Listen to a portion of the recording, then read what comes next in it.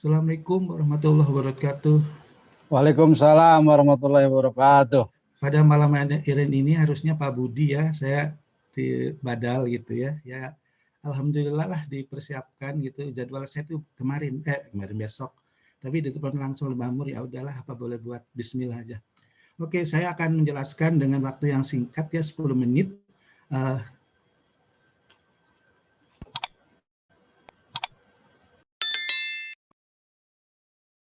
Pengalaman pemikiran keagamaan dalam pelayanan dan aksi protes pada masa pandemi COVID di Jawa Barat, studi kasusnya di Kota Bandung. Nah, kita lihat bahwa munculnya pandemi di dunia ataupun di Indonesia, apalagi di Jawa Barat, itu suatu hal yang menegangkan bagi setiap umat beragama. Nah, umat beragama di Jawa Barat, nah, terutama di Kota Bandung, ini adalah pada awal-awal munculnya COVID. Nah, saya risetnya pada awal-awal sekitar bulan April, Mei ya. Nah, di situ ternyata apa?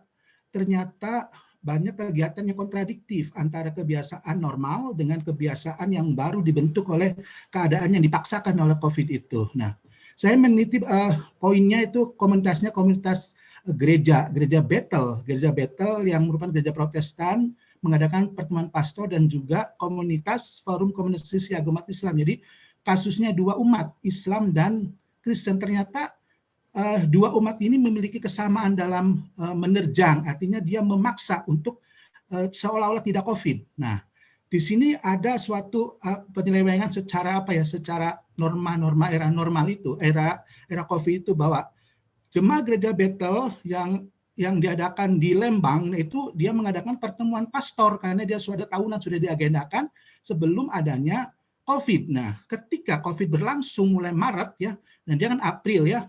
Nah, ternyata dia mengadakan pelayanan di gereja itu. Akhirnya apa? Akhirnya 206 anggota tertular, bahkan pendeta pelopornya itu meninggal dunia. Itu yang dari kasus komunitas gereja Bethel, pastor meeting itu. Sedangkan untuk umat Islam, forum komunikasi siaga umat itu dia memaksa ingin menurunkan maklumat pengumuman di Masjid Agung Kota Bandung bahwa tidak ada sholat Jumat karena kondisi darurat. Nah, kondisi darurat ini bagi forum komunikasi umat Islam dipelopori para remaja pemuda yang giat belajar agama, dia melawan dengan cara apa? Cara aksi protes. Caranya gimana? Menurunkan aksi maklumat itu, pengumuman itu ditarik bahwa tidak boleh kita tetap sholat Jumat karena dianggap ini adalah pelarangan, dia adalah melanggar aturan norma agama. Nah, disitulah ada terjadi suatu aksi dan reaksi antara pengurus masjid dan juga para pemuda penggiat forum komunikasi agama umat ini. Nah, ini adalah topik yang sangat kelihatannya berbeda umatnya Islam dan Kristen, tapi polanya sama. Dia penolakan terhadap situasi COVID gitu ya. Nah, metodologi yang saya pakai adalah saya menggunakan metodologi itu multidisipliner, itu sosiologi, teologi, dan fenomenologi. 3 pola ilmu ini akan membantu menyelesaikan bagaimana perilaku kedua umat ini. Nah, dengan metode apa? Dengan metodologi riset kualitatif deskripsi analitis. Tekniknya saya observasi partisipan dan juga interview secara langsung, terlibat dan juga tidak terlibat. Dengan pendekatan teknik seperti ini nanti ketemu apa maksud mereka menolak itu. Nah, jadi dari sisi metodologi ini saya akan ternyata ada hasilnya, itu pembahasan bahwa tindakan menyelenggarakan pertemuan pastor meeting di gereja Bethel di saat pandemi awal bulan April Mei itu karena dia apa? Karena dia merasa itu adalah tindakan keagamaan sebagai pelayanan dalam bentuk teologi gitu ya, sebagaimana diungkap oleh teori experience, religious experience oleh George Watts, bahwa ekspresi pengalaman dalam pemikiran itu didukung atau dibentuk direfleksikan dalam bentuk teologi. Nah, di sini para pastor dan para komunitas ini mengadakan itu karena ada unsur teologi. Saya melaksanakan ini karena Tuhan, tidak bukan karena manusia. Nah, mati atau tidak urusan Tuhan. Saya tidak takut nih, orang-orang mereka itu takut mati karena COVID. Tapi melaksanakan misi pastor adalah suatu kewajiban calling sebagai teologi dan juga sebagai tindakan sosial sebagaimana teori Weber, bahwa tindakan sosial itu akan memberikan suatu makna bagi gelombangnya, bagi kelompoknya.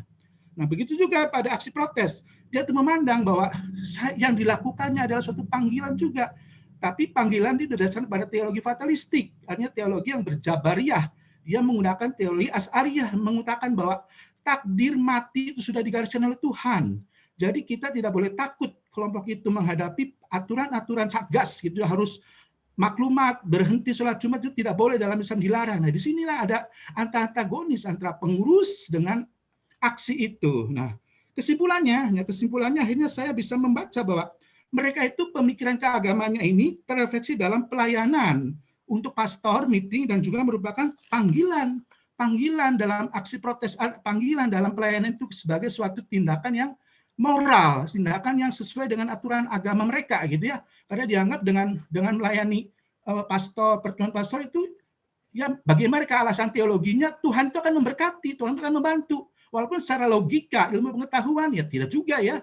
Tuhan juga akan memberikan data bahwa kalau seseorang walaupun belajar agama, kemudian agama, tapi dalam situasi yang itu Tuhan juga bisa ada sunatullah, bisa aja kena penyakit. Nah, hal seperti ini penemuan saintifik tidak dianggap, karena dianggap apa?